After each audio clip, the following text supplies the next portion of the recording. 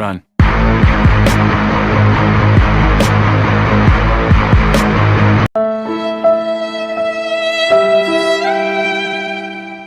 যদি এনেকৈ এটা সৰু কনভাৰচেশ্যন, এটা কমেণ্ট, এটা ইগন'ৰ বা এটা চিম্পল ৰিপ্লাই আপোনাৰ ব্ৰেইনত একশ্যন মুভি আৰম্ভ কৰি দিয়ে, তেনেহ'লে এই ভিডিঅ'টো আজি কেৱল আপোনাৰ বাবে।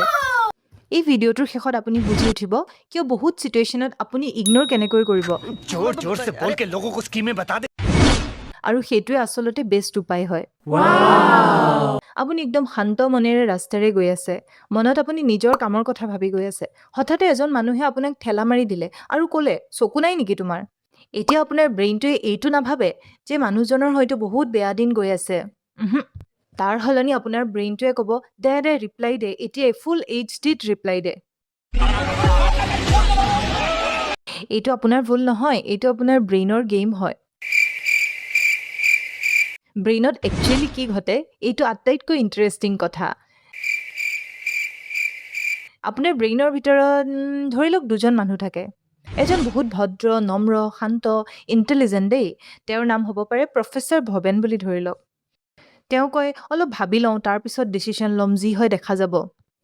কিন্তু আৰু এজন প্ৰফেচাৰ আছে আপোনাৰ ব্ৰেইনত। তেওঁ গ'ল্ড মেডেলিষ্ট কিন্তু, বাট from WhatsApp university.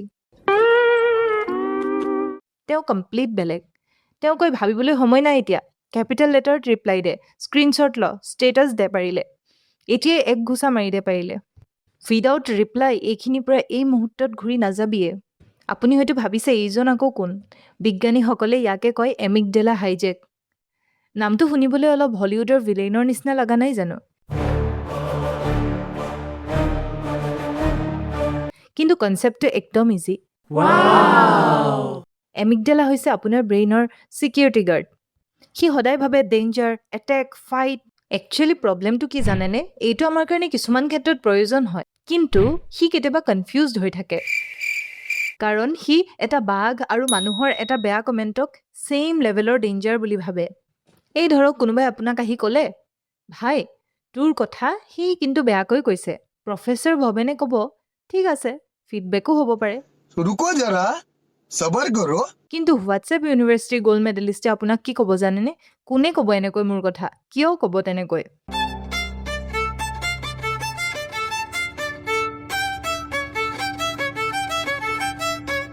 Tit for TET. সেই মুহূৰ্তত সিদ্ধান্তটো আপুনি লোৱা নাই, আপোনাৰ ইম'শ্যনছে সিদ্ধান্ত লৈছে। এতিয়া এই ভিডিঅ'টোৰ আটাইতকৈ ইম্পৰ্টেণ্ট লেচন, ৰিয়েকশ্যন আৰু ৰেছপন্স যে একেই বস্তু নহয়। ৰিয়েকশ্যন মানে এই নটিফিকেশ্যন আহিলে খুলিলে, কমেণ্ট দেখিলে ৰিপ্লাই, চিন দেখিলে mood off. Simple. Response, notification আপুনি পালে, কমেণ্টটো পঢ়িলে, অলপমান ভাবিলে, তাৰপিছত আপুনি চিন্তা কৰিছে, ৰিপ্লাইটো দিব লাগিব নেকি? সেইটোৱে ৰেছপন্স। এটা সৰু ইণ্টাৰেষ্টিং কাহিনী কওঁ শুনক। এজন বুঢ়া মানুহ আছিলে। তেওঁৰ দোকানখনৰ কাষতে এখন স্কুল আছিলে। প্ৰতিদিনে স্কুল ছুটি হ'লে কেইজনমান ল'ৰা আহি তেওঁক জোকাৰিছিল, গালি দিছিল, হাঁহিছিল, মাটি দলিয়াইছিলে। এদিন ওচৰৰ মানুহ এজনে অতিষ্ঠ হৈ সুধিলে, ইহঁতক আপুনি একো নকয় কিয়? বৃদ্ধজনে হাঁহি পেলাই ক'লে, তেওঁলোকে মোক খং উঠাব বিচাৰিছে।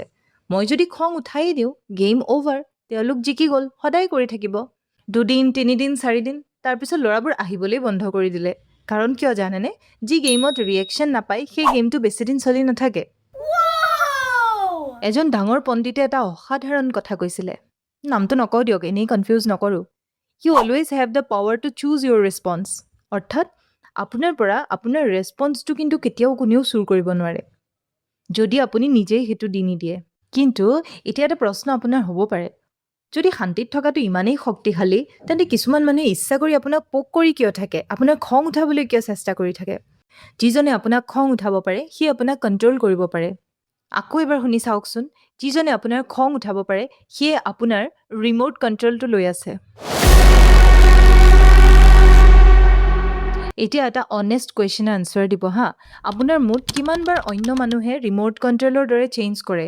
ভাবকচোন, আপোনাৰ ইম'শ্যনছবোৰ এটা টিভি আৰু ৰিম'টটো আন মানুহৰ হাতত। ধৰি লওক আপোনাৰ বছে ক'লে কাইলৈ ৰিপৰ্ট লাগে, চেনেল চেঞ্জ। আপোনাৰ পাৰ্টনাৰে ৰিপ্লাই নিদিলে, চেনেল চেঞ্জ। ফেচবুকত ফ্ৰেণ্ডছৰ নিউ আপডেট আহিলে, চেনেল চেঞ্জ।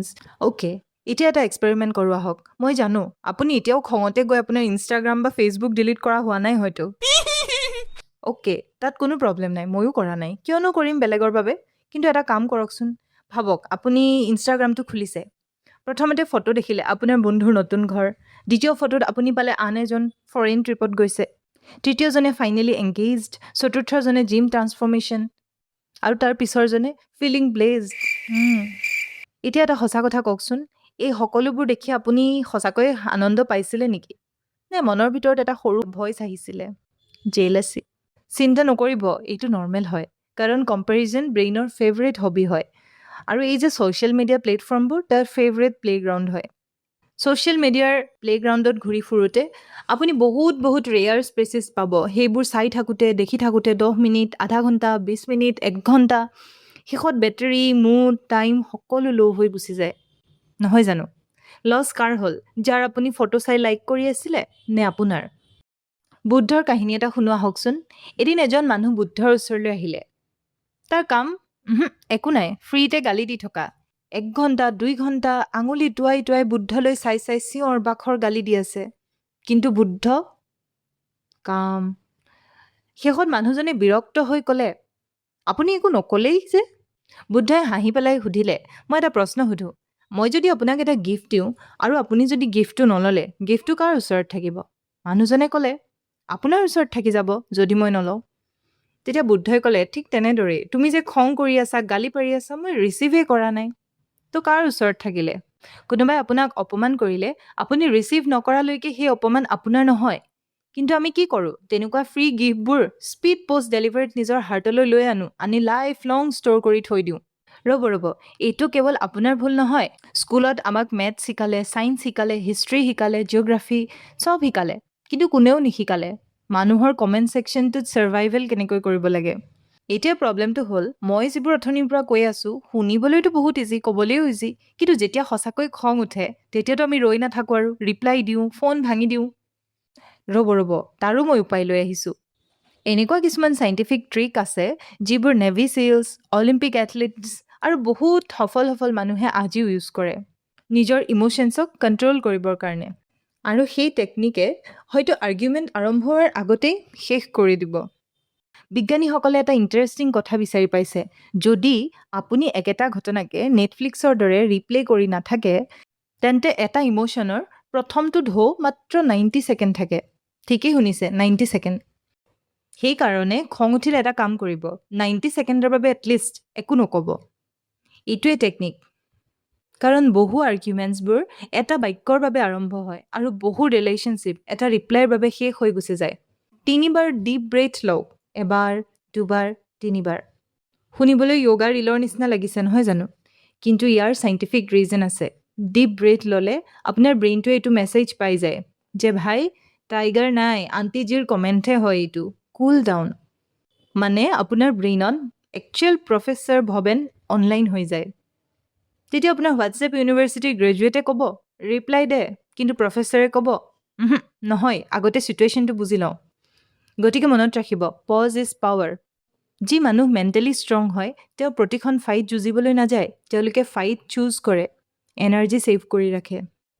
আৰু এটা গল্ডেন ৰুল মনত ৰাখিব, যেতিয়া আপোনাৰ ইম'শ্যনছ হাই হৈ থাকিব, তেতিয়া আপোনাৰ ডিচিশ্যন লোৱাৰ কেপাচিটি একদম ল' হৈ থাকিব। যেতিয়া ইম'শ্যন ল' হ'ব, তেতিয়া ডিচিশ্যন স্মাৰ্ট ল'ব পাৰিব আপুনি। অলপমান সময় লওক, কাৰণ সময় হৈছে ইম'শ্যনৰ পেইন কিলাৰ টাইপ। যি ডিচিশ্যনছ বা ৰিপ্লাই আপুনি ইমিডিয়েট দিছিলে, অলপমান সময় দিলে হয়তো আপুনি নিজেই সেইটো ৰিপ্লাই দিব নোখুজিব। আচলতে কি জানেনে, বেয়াকৈ কোৱা মানুহৰ লগত ডিবেট কৰি এতিয়ালৈকে কোনেও নোবেল প্ৰাইজ পোৱা নাই। আজিৰ পৰা মাত্ৰ 3টা হেবিট আৰম্ভ কৰক। কিবা এটা ৰিপ্লাই দিয়াৰ আগতে অলপমান সৰু পজ এটা লওক। খুব খং উঠি থাকিলে এটলিষ্ট 3 বাৰ ডিপ ব্ৰেথ লওক, দীঘলকৈ উশাহ লওক, আৰু কিবা এটা ডিচিশ্যন লোৱাৰ আগতে নিজকে সুধি চাব, ইজ ইট ৱৰ্ড ইট? মাত্ৰ এই 3টা ষ্টেপ ফ'ল' কৰক। এতিয়া মই আপোনাক এটা চেলেঞ্জ দিছোঁ।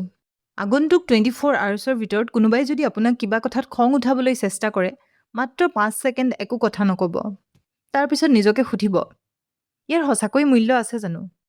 মই এইটো কথা নকওঁ যে আপোনাৰ চব প্ৰব্লেম ছল্ভ হৈ যাব, কিন্তু এইটো নিশ্চিত যে আপুনি নিজৰ ওপৰত অলপ বেছি কণ্ট্ৰল অনুভৱ কৰিব। আৰু জীৱনত বহুত ডাঙৰ চেঞ্জ এটা একেদিনাই নহয়, সৰু কিছুমান ডিচিশ্যনছেৰেহে হয়। গতিকে আপোনাৰ শান্তি কেতিয়াও আন মানুহৰ হাতত তুলি নিদিব। মনত পেলাব আচল পাৱাৰ ৰিয়েকশ্যনছত নহয় ৰেছপন্সতহে আছে যদি এই ভিডিঅ'টো আপোনাৰ সঁচাকৈয়ে ভাল লাগিলে তেন্তে চেনেলটো ছাবস্ক্ৰাইব কৰি দিবচোন প্লিজ अच्छी बात बोली आपको अच्छी लगी तो ऐसे थोड़ा मार दीजिए हाथ आप কমেণ্ট আৰু লাইক এটাও কৰি দিব থেংক ইউ আকৌ লগ পাম বেলেগ এটা ভিডিঅ'ত